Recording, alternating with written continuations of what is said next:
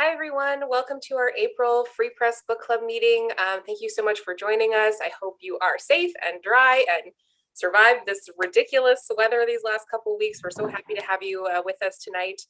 Before we get started, I'll do a quick round of introductions. So we have our author, Anita Daher here, Jill Wilson, who is a senior copy editor at the Free Press and writer, newsletter writer as well, and Josef Estabrooks, who is the manager of the kids section at McNally Robinson. So thank you guys all for being here, all fresh faces this month. We're really excited to have you.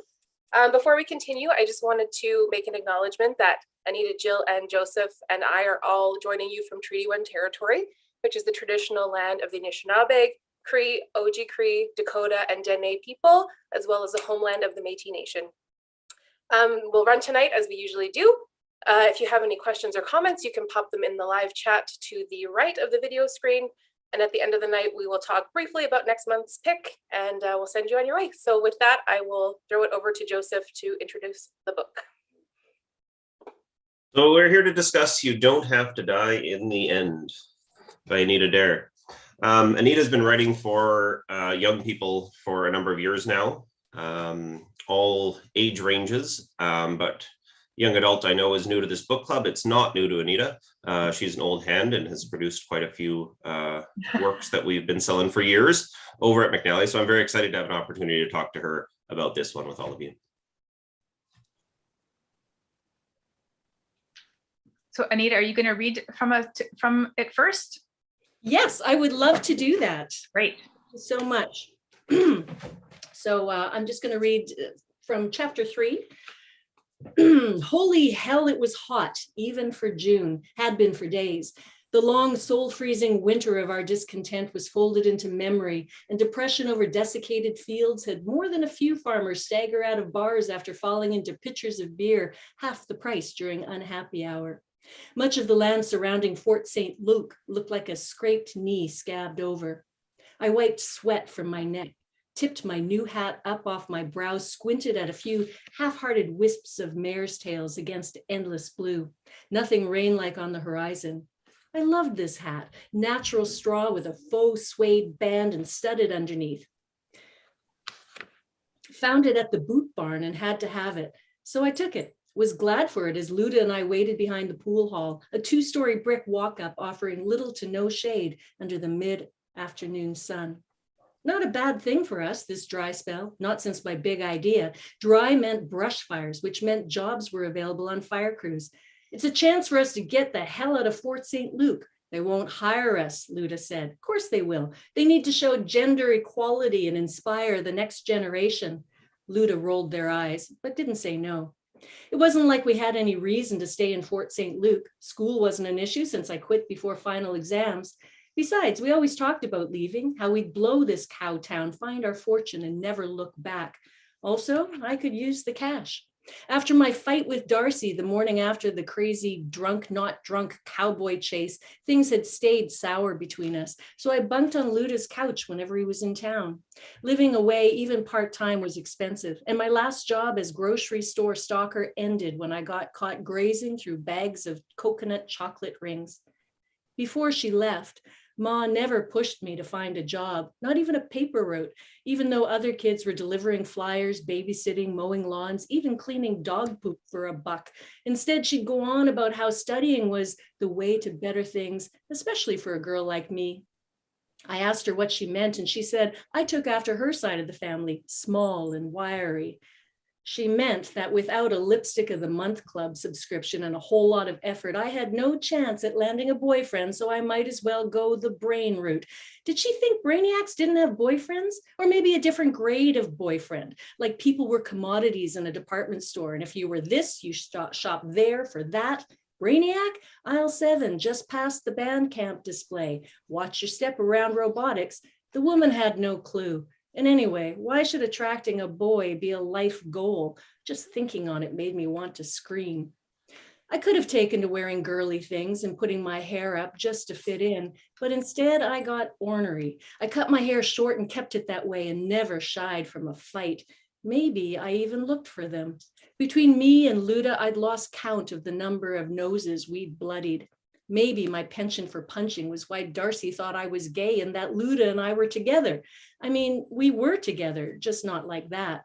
When I told them what Darcy thought, they'd laughed and punched me in the arm, said I wasn't their type. I had no type and wasn't looking. Every relationship I'd ever seen ended up miserable. Best friends forever was all I wanted or needed. So why not join a fire crew together? Firefighters got paid pretty good. Plus you stayed in a camp and had someone else cook for you.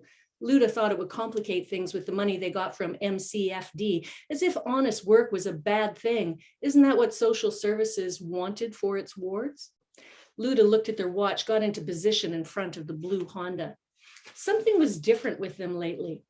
The only reason I could think of was the drink, which was more than it used to be, but I wasn't about to go all Darcy on them. They were angrier too, hadn't let go of last winter's knock the drunk off the road incident. Didn't help that the cops found them the next day, said someone reported they were driving erratic. Cops couldn't prove nothing, but it didn't matter. When Luda got something under their skin, it festered. There it was, the nod. Luda signaled that I should join them. Girly girl in the pool hall had given Luda attitude. Some glammed up bougie girl, hair in her eyes, putting on sass for the sake of her friends, all badass for cutting school on a Friday afternoon. Amateur. Took our table like she didn't know we were using it, shoved Luda and made like she'd accidentally fallen into them, like it was some big joke. Then she took her finger, ran it soft down the side of Luda's face. I expected them to shove the little bun, tell her where to go, but they just stood there, frozen, mouth open. I don't even think they were breathing. Then Glam Girl laughed, all cruel-like, and said, "Don't you wish?" and spit in their face. Her friends called her Justine, just in time to get a beating. The Luda I knew should have come out swinging, but their face was stone, the spittle shining in fluorescent light. Then they smiled like they knew something, and I got goosebumps down to my toes. They spun and walked out, signaled for me to follow, then keyed a giant FU on the hood of the only other car in the lot. Had to be Justine's, or one of her friends, same difference. Then we waited. Tick, tock. Justine and friends buffaloed down the back stairs, saw me and Luda waiting on them. They had to know they were screwed. Luda was big and I didn't give up. "Go ahead, my little pony," Luda mocked. "You got us 2-1. No fear on Girly Girl's porcelain face, but safe better plumbing was about to get active. "I got no argument with you." "No." Luda stepped aside so she could see the hood. Justine's face was deadpan. "Geez, that's too bad." She and her friends shuffled sideways along the limestone. Collectively, they looked like a poof-haired crab skittering into the heat of this intolerable day. I looked a question at Luda, ready to fight, but they only frowned and said, "What the hell did you do to my new car?" came a roar from behind, and I realized it wasn't Luda and me that those girls had skittered away from. It was the great kazoo. I think that's about time, is it? Leave it there. Great. So that's an excellent passage to read. It really does set up the character of Eugenia, and sort of, I think the word that sums her up is ornery. She's just like looking for a fight all the time. She's damaged and she bristles at everything. How do you put yourself in that character? And do you think that teenagers relate to that sort of feeling, whether they're as overt about it as she is or not? Well, first, to put myself in that sort of mindset, I think, we build characters and we live with them for so long and we get to know them. It just comes out. But I think those feelings of being hurt and damaged, I mean, we're all damaged in one way or another. We all have ornery times, just we may not act out on those feelings. So, it just goes to the root of what happened to Eugenia. and what happened in her life with the choices she made, and you know, she has this bond with her best friend, and the choices they've made together, and it's led her down a certain path. So I mean, it felt pretty natural going into that, but I think at the root of it, it is pain. And who amongst us hasn't felt pain, deep pain? Even teenagers, you know, who haven't had a lifetime of experience, or may not have had the experiences that my character has had, they feel pain, you know. So I think they can relate to that. The anger is something else entirely, but we don't necessarily want to always read characters that we can relate to completely. It's, you know, we're curious, as to, at least I hope, as to, you know, what brought them to this point. And I don't reveal all of that, of course, right away. You know, what happened to Eugenia, that, you know, she's I hope readers are able to see that she's got some threads of something. She's not completely there. These are the choices she's making. But in that first chapter where they were, you know, they're chasing down the cowboy, she's like, whoa, this is not a good idea. And, you know, but she's going there anyway. I don't know. Does that answer the question? Yeah. I mean, she's a tough talker, but you can even see there, like she's loyal, which is, you know, she wants to defend her friend, and she does have qualms about her behavior, even when she's in the middle of it. We had a question from a reader, which I'm sure we all share, which is sort of, what experience did you have, or do you have any experience with youth corrections camps, or places that are similar to Reasons Wait, like where Eugenia is sent? Well, Reasons Wait itself is a fly-in outfitters camp that I went to in the North Rockies. It was not a corrections facility. It wasn't one of these programs. It was a natural horsemanship camp that I went to. And so, you know, there was that experience that brought that whole place really alive to me. And I really like to, whenever possible, and most of the time it's possible, to go to the places where my books are set. For me, it makes a really huge difference to be able to touch the ground and immerse myself in that experience. But the idea for the book itself came from a program that I saw with inmates in the US. They were working with Mustangs. It was a documentary I saw, and it's just, you know, working with horses. They're so sensitive, and, you know, they're going to react to your emotions. And even if they're not mean, and most of the time they're not, unless they've been taught to be mean, if you're not paying attention, and if you're not controlling your feelings and treating them well, you're going to get stepped on or hurt in some way. And so, I mean, there's lots of programs where horses, you put kids and horses together, just like you put you know, horses and inmates together in this particular documentary. But I just started thinking that, wouldn't it be wonderful to have a program like that for young offenders? There's not a program like that working with horses, but there is this other program that I mentioned in the book, the support and supervision program. I've forgotten the first word. Isn't that terrible? But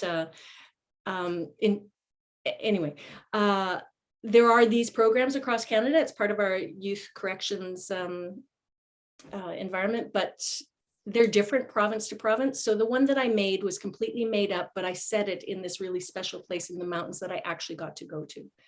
It was interesting what you said about touching the ground, because I really feel like there's such a strong sense of place in this book. Like, you really feel like you're at this, well, I'm going to say resort, it's not a resort, but like, it just visually, I mean, the way it's described is so evocative, I think.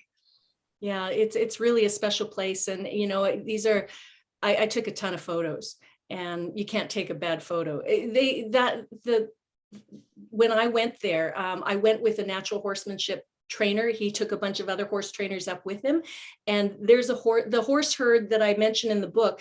There is the largest free range horse herd in North America up there. So, you know, that's absolutely true. It was, you know, it was an experience that I'll remember for the rest of my life, I'm sure. It was very special. That really comes across, I think, in Eugenia's interactions with the horses. I don't think I've ever mentioned this to you, but actually if 20-year-old me, that was the career path I wanted. I wanted to work in one of those places. Originally studied to do youth corrections. And I found that part, the ability to describe this program that she so honestly, she read it. You know, she's working with Red, the horse, and literally saying, yeah, this is just what Noah's doing to me, right? Come slowly, don't push too hard, don't. And she sees it, and that comes up repeatedly, I think.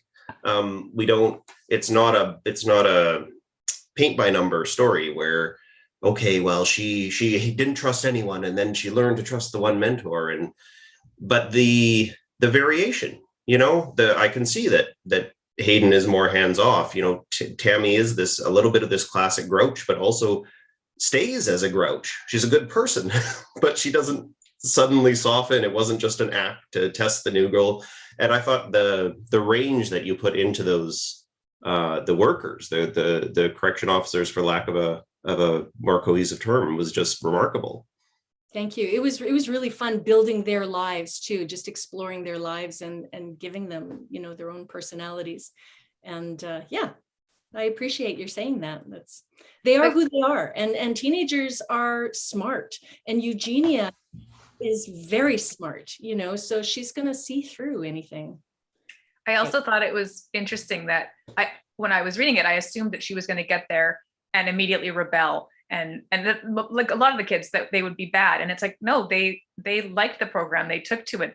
And I thought that was an unexpected sort of path to take, that there wasn't a lot of shenanigans going on where they were trying to break the rules, or they worked hard and they enjoyed the work and they got the benefits of it, which was, yeah, it made me almost want to go to the program. Yeah. Well, you know, that was something I thought about quite a bit. But I think it was Mary that tells Eugenia at one point when they're talking, you know, the psychological assessment that she went through at the beginning, and that they all go through. Only kids that they feel that they can help end up in this program. You know, it has to be something that's right for them. But I mean, there are kids that have gone through some really tough times, and we're not going to see them in this sort of more gentler state that we see them in this book. I mean, we've heard about their troubles, but we're not seeing them acting out and rebelling. There are other programs where, yes, you are going to see that. Of course, you're going to see that. But we see Eugenia is the only one that's new to this program, you know, so that was just sort of a decision that I made, that they're already on their path. They're already figuring out, you know, the choices that they want to make. Suicide is something that's addressed first obliquely and then directly in the book, and I think an important lesson that Eugenia learns, and that maybe we learn, is that it's okay to feel angry about suicide, and to feel guilty and to feel sad, and that all those things are kind of a complicated stew. Did that come from a personal place, that the decision to write about that? Yeah. It was several. I mean, this book I'd been working on for a very long time. I started it 10 years before it came out.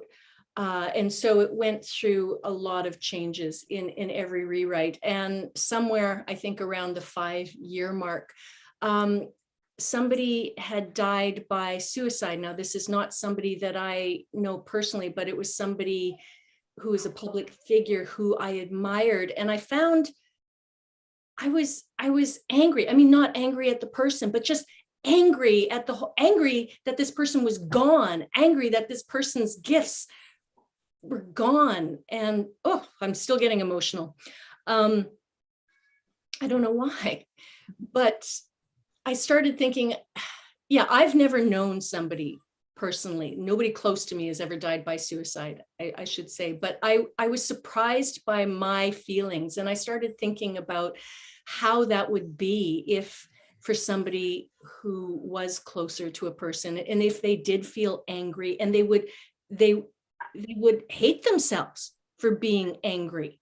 And so I started thinking about Eugenia in this situation. So So that's what it was. And you know, and it's part of the growth. We have to, the message in this story is we have to accept what we're feeling. We have to acknowledge what we're feeling before we can start to figure out where it's coming from, before we can start to move forward. And so that's what Eugenia has to do. I think you touched on the word growth there. I think that was something that came across. You can correct me if I'm wrong, but I almost read a little bit of, here's what's wrong with a lot of stuff being given to teens, and I'm gonna correct some of that in this story. The idea that she is so sure that she knows what everyone wants from her, and she's a little bit shocked to find out that maybe they don't have agendas. Maybe they just want her to grow and to become who she can be. And so much of the media that is directed at young people, I think, is either there's one secret they have to learn, they're missing a piece, and when they find it, they'll be fine, or they already know, and the grown-ups are the bad guys. And I know I want to do art. My dad's making me do football or whatever, you know, the typical thing is. And I thought that there was a really lovely, like, we don't leave her as a complete person.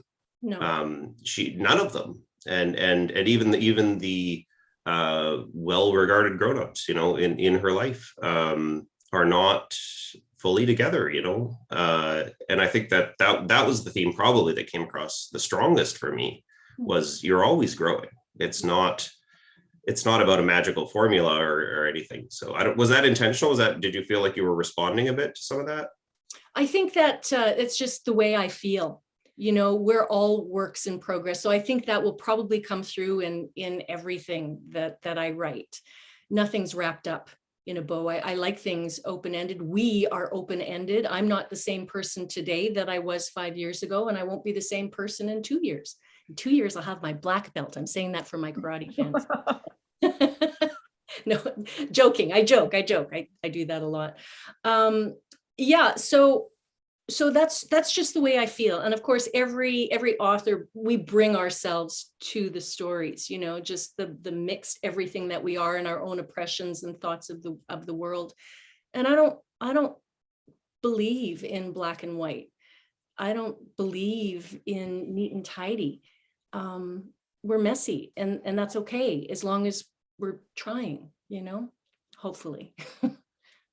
There's a question from a reader, which is sort of ties into something I was wondering too, which is about why you choose to write young adult novels, and sort of how that works. And you and I had talked when I spoke to you before this about why this is a young adult novel. Why do you think it's not just a novel? I'll address the second part first about why my in an earlier version of the story, my agent actually questioned that. She said, is this young adult or is it adult? You know, and we have to remember that young adult stories are the same, you know, they're not that dissimilar from stories for adults. They're just young adults, and usually they're about, you know, young people who are just finding their way in the world. Although I think a lot of young adult stories still have our teenagers in school. So that makes my teenager a little bit older, and she is going out in the world. She's quit school and everything else. So I could have rewritten it to be more of a story for adults. And I had a discussion with Martha Brooks, another amazing writer of young adult fiction. We were talking about what makes it a young adult story compared to a story for adults. And she decided that there's more reflection in novels that are written for adults, whereas stories that are written for teenagers are perhaps more in the moment. And I have a certain amount of reflection in this story. So it does walk on the edge of that, but it's still very much in that moment. And why I write for this age, I think that all of us have sort of an emotional age that we go to when we sort of think creatively. I mean, I don't know if that's true. Maybe it's just true for me. And when I find myself thinking creatively, I'm I'm sort of sinking back into the skin of myself as a younger person when I was exploring the world and everything was wide open. I mean, I lived in some pretty incredible places growing up. I lived in Churchill, so I'd be exploring the big boulders by the bay. I lived in Baker Lake, so I'd be, fishing on the tundra with my friend. So I mean, I had a lot of time just out in nature and exploring and using my imagination. So for me, when I think creatively, that's sort of more naturally the place, the age that I go. So I just like to write for these ages. But I do have to say that these stories that I write for teens, they're tougher subjects and they're hard for me to write. And I get emotional when I write them. I'm usually a pretty happy-go-lucky person. And so I write for middle grade and it's fun and playful, but then I have deeper questions that I want to address. And so I'll write for teens and it destroys me. And so that's why it takes a long time between teen novels. And then now I'm going back to play again. I've got another middle grade novel coming out. But so I just kind of go back and forth between those two ages. Will I ever, I've written nonfiction for adults, but fiction, I don't know. I might go there someday. I won't say never, but this is the age I like to write for. This is the age, not that I like to write for them. These are the characters whose skin I like to be in. That's probably a better way for me to put it. Now you're adapting this as a film, yes? Yeah. So how is that different? What kind of like the process of writing a script? How does that differ from writing a novel? Well, it's, a lot of it is, it's very visual and in the moment, and a lot has to do with the dialogue. I mean, you still need your characters and all that. I'm still learning. So I feel so thankful that I did receive a grant from the Manitoba Arts Council to adapt this book to a film. And so that feels good, that a jury of my peers feels that it's worthwhile for that. But I have a mentor Cam Patterson, who's also a wonderful novel writer, but he's very experienced in the film world and has written lots of scripts. So he's going to mentor me through that process, but it's a visual medium. And so you have to sort of flip it on its side and you can't get caught up. Nobody wants to read, a page full of narrative before you get to the characters. So you just have to decide that's not essential. What's essential? What does the director need to know? What do the actors need to know about their characters? And you just get right into it. And sometimes that means shifting things around a bit, and that's okay. It's a different animal. If I could follow up on that, one thing that sort of stood out to me at the very end, I actually went back and double checked that I wasn't crazy. And trend is the wrong word. I think it's a bit of a movement. You actually didn't describe these characters for us to pick actors. I mean, not quite literally. We know Melvin's shorter. We know. No, I'm blanking. Big ears. Oh, Nathan has big ears, but I actually was going, yeah, there's nothing. There's no hair color. There's no skin color. There's no, ethnic descriptor, which I assume was intentional on your part, but that's got to make casting fascinating. Yeah. Maybe for casting, we, with discussions with the director, we do decide if we want characters to look a certain way or portray. But to me, what's inside is much more important than what's on the surface. And so I've always done that with my characters. I haven't gone into a great deal of description. I give readers something to hang on to, short and wiry. Somebody might be a little, I give them something so they can build a picture, but I try not to give too much because I want readers to sort of have their own ideas of what a character might look like, including ethnicity, So I'll go into that sometimes. My publishers might push me a little bit. They'd say, we want to see a little bit, we need a little bit more. But by and large, I like to give very little for painting the character. We have a question from the YouTube chat related to this. They'd like to know where and when they might be able to see the film. Good question. Oh, there is actually a short film. Yes, we sent that to all of our members in one of our emails. So hopefully everyone watched it. Yeah. So if for anybody who hasn't seen it, I did take a scene from the book and the film is different from the scene in the book for anybody who's read and seen it, but you can see that short bit, and I've got brilliant actors in there and a brilliant director. My friend Cam Patterson directed it. So it's just on my website. I'm sure you Google my name, you'll find me. But as for when you can see, well, let's hope that I have the script done by next spring. That's my goal. I have a book coming out next week, and its sequel will be coming out next year. So I'm working on both the script and the book in this next year. But my plan is to be able to shop it around to producers by next spring. So it'll be a couple of years. Filmmaking is not fast. It's even slower than bookmaking. Speaking of that, we should mention that this is actually exactly the 2-year anniversary of when this book came out, which the timing was probably not fantastic for you. But it's back on the bestseller charts now, I hear.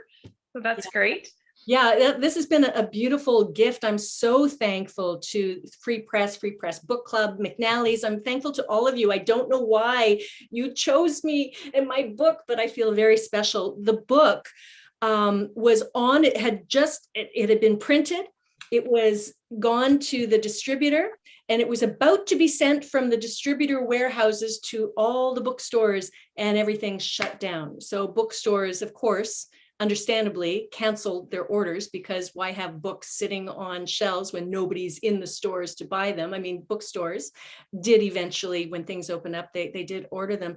I ended up scrambling like so many other authors and did a virtual launch, but there was no McNally bestseller table, not for this book. And now it is. It was on the bestseller table for 3 weeks, and I did a little happy dance. It's just like it's like 2 years. I don't know, it's a redo. It's a do-over. You also mentioned to me that you think it's one of your best books. So it's so nice that you're getting a chance to talk about it to people. I am so grateful. I do think that this is my best work. I'm so proud of it. I considered, after writing this one, never writing another book again, because I thought, that's it. That's the best I can do. Let's just leave it at that. But I wrote another one. We had a question from a reader wanting to know what the significance of the title is to you. You don't have to die in the end. It goes back to, oftentimes, I mean, it's a dark subject, but I fear, when there's a suicide in the family, that story often repeats itself. And that's really sad and really disturbing and really scary. And so there's an element of that, but you don't, Eugenia, no, your father died by suicide. You don't have to go down that path. I mean, not that she's gotten there. Although I mean, some people may not have read the book, so I don't want to give too much away. But I think that the title just sort of came to me. I had gone through all kinds of titles. What am I going to call this? Mostly my working title was just the name, Eugenia Grimm. And I didn't know if I wanted to call it that, but it was just one day I was walking. I love going out and walking, and it just came to me. I believe, writing is hard work, and you spend a lot of time thinking and planning and figuring things out and researching, but sometimes things do just come to you. I mean, I don't know. I don't know where the idea came to me, but I was actually at a conference in Toronto. It was a library conference in Toronto, the big one that they have there in January. And I was talking about a different book, my last book. And I just said to a librarian was coming up, and I said, "What do you think of this for a title?" And her eyes went like that. I said, "Yep, that's the right title." So that's how that came about. Yeah, names they seem like naming of the character seems important to you. I notice you've used a lot of your friends and family's names of the characters, but Eugenia or Jeannie and Grimm is like a fairy tale kind of name, and Jeannie's kind of like a fairy tale character. Is there any connection there, or is that? I didn't think of the genie part just now. I don't know when you mentioned it. A lot of characters I give names from friends and family just as tribute. And I, most of the time I try to make sure that they're not too close, but sometimes there are elements that are a little closer. But Eugenia, I mean, I can't think of anybody with that name. It just popped up, just like the title. It just like a genie. Yeah. Out of a bottle. Yeah, but the name Grimm, I came across somebody who had that last name Grimm. I don't know whether it had one M or two, and I just thought, yeah, that's I like that. I like that, and that's why I used the name as the title, just the working title, for so long. It just helped root me a little bit. I have to say, I'm with Jill on the being a little shocked you hadn't thought about the genie connection, because her metaphor that stuck with me, and I thought is actually a beautiful thing to look at, about being in the box, right? And you don't even know if it's the right box for you, but you have to have the option to leave. As long as you're just being put in a new one, you never know if it's what you really want. And I thought, I kind of looked at that as, genies traditionally are these, like, they have all this wonderful stuff, but is that really the life they want? Because they don't have the choice. And I just assumed those were connected. I love that. And actually during one of the group sessions, when, Ricky's talking about, certain things and having choices, Eugenia actually mentions that about being in a box. Can we just pretend that I planned it? I mean, nobody else knows. I was assuming. I love that. One of the beautiful things when other people read your works is when they make these discoveries and they mention something that maybe hadn't occurred to you before. I love that. So, thank you. Thank you for that. That was a gift. There's another question from a reader about the use of the pronoun they for Luda. And they say they understand why it's used, but they found it a little bit confusing to read. And they said that they assume this book is in libraries, like high school libraries, and wanted to know if you had any pushback about, gender issues or social issues that the book brings up. No, not at all. And as a matter of fact, I have to say that unless you're working in the school system or working with teenagers, most of us do have difficulty, because when you're above a certain age, because when we were of that age, when we were children and when we were teenagers, these pronouns weren't used. And so we sort of locked in on he and she, and it's difficult to make that adjustment. But I have to say that teenagers do not have that issue at all. So it's adults, including myself. I cannot tell you how many passes I went through where I missed. And I mean, I made a choice for Luda's pronouns, and but so many times I called them she. It just slipped out, because in my mind that's how I was brought up. But just like at the end, when Darcy says he's trying, he's not always there, he's trying. And I think most people within that community have told me that as long as somebody's making an effort, it's okay to make mistakes. But yeah, for the most part, adults, unless they're working with teens, they're not as familiar, and so it is confusing. But teens don't have that issue. As a matter, actually, there was before I stopped reading reviews, there was a teenager that said, there's a part where she explained cis and this, and that was just totally unnecessary. But we decided, my publisher and I decided, that we did need to have a little something in there for those who might not be familiar.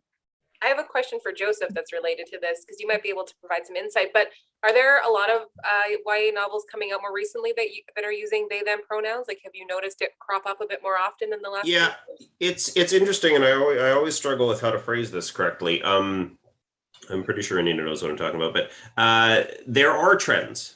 There are trends. People are writing novels all the time, and when something gets big, how it appears to the completely outside the publishing world is that it gets copied. Twilight sells a lot of copies. Oh, look at all the vampire books. Hunger Games sells a lot of copies. Look at all the dystopia books. Really what it is the publishers taking the same old pile of hundreds of thousands of options, and suddenly they're looking at them differently. So actually, there is a really strong current trend in writing for teens in YA that is being supported, and the publishers are now recognizing where books about the entire community, LGBTQIA, are just they've got a better cachet now. Kids are reading them. Kids are not reading them the way we might have thought even 10 years ago. Oh, I want to see my representation. This is me. They're interested. You know, a cisgendered hetero girl might be reading a gay romance about two boys just because. So there is, I think it is something that is much less shocking than folks who haven't been reading YA for a while might suspect. Yeah, I agree. And I just, I think it's worthwhile to mention for my fellow writer friends and people who are in, you know, the LGBT, help me out, my brain's. We would say LGBTQ plus, but there's many different. Yeah, there are, and I've been told that actually it's still evolving, right? So, but I have to say that the reason Luda is not the main character, well, I mean, because that was Eugenia's story. I'm a big believer in own voices, and this is not my experience, and so this is not something that I would be comfortable writing for a main character, because I draw a lot of my own emotions and some of my own experiences and whatnot for my characters. But I still think it's great to have, you know, these characters, all characters represented in a story. I noticed that you also had a sensitivity reader. Yes. Is that something that two sensitivity readers? Okay. Is that something that's that new for you, or is that something that you've always done, or? New for me. Yeah, it is new for me since I've become more aware of being respectful to different communities and different voices and different groups. And also I'm writing more complex characters. And so because this is not my background and my experience, I just felt that was really important, you know, to somebody to read it and to advise me. And I did get a lot of advice on how to phrase things. And yeah. I have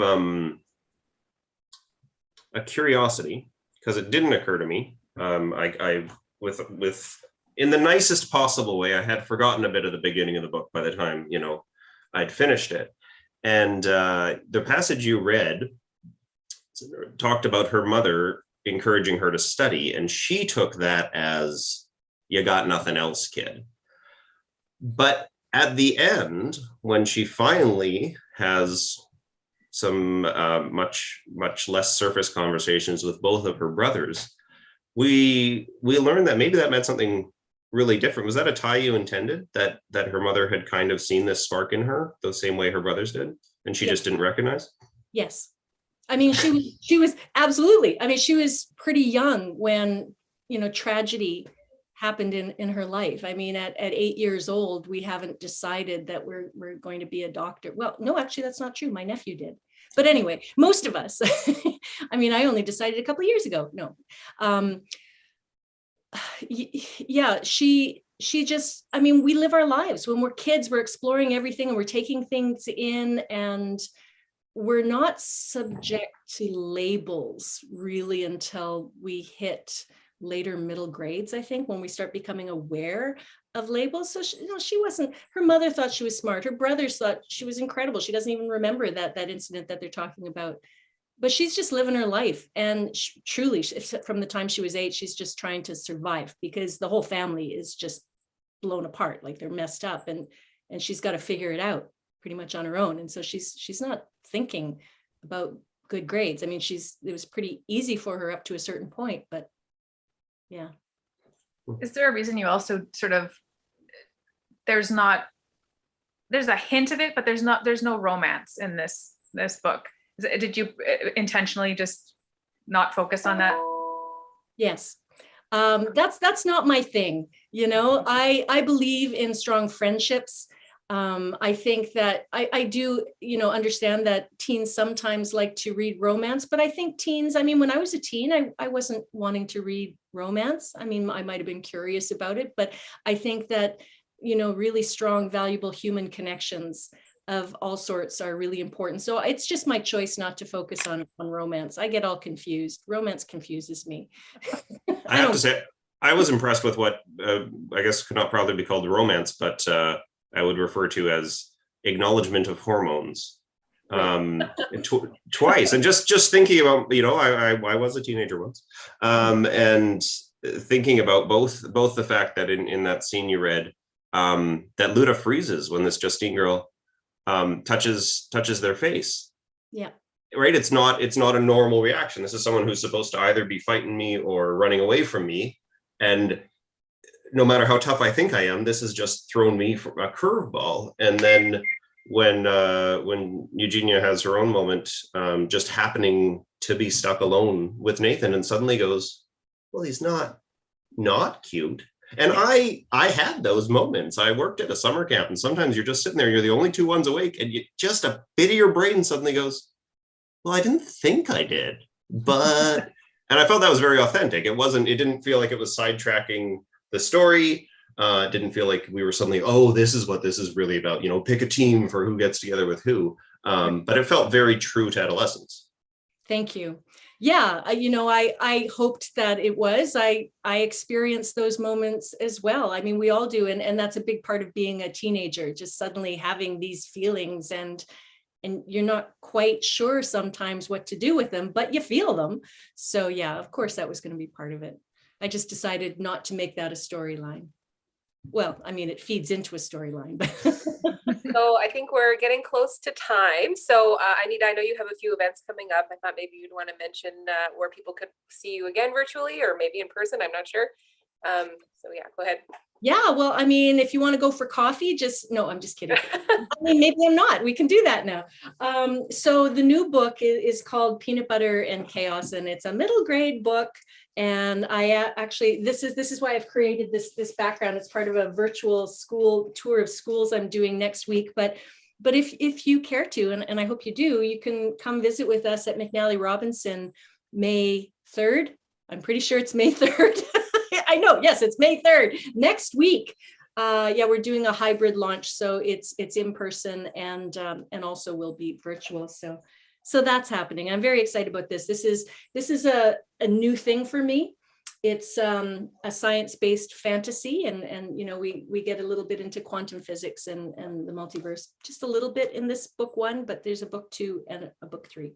So just dabbling. I was going to say, just dabbling. For me, so it's a little bit terrifying, you know, going into this genre. I usually stick to feet on the ground or in the mountains, you know, real life. So this is a little different for me, but it was really fun to write. And Jill, do you want to plug your newsletter quick before I talk about next month's book? Sure. I have no idea how you go about finding it, but I do write a weekly newsletter for the Free Press called Applause. Probably if you just Google Winnipeg Free Press Applause, it'll come up. And I tell you some personal anecdotes and what's going on around town and what I recommend on TV and books and stuff like that.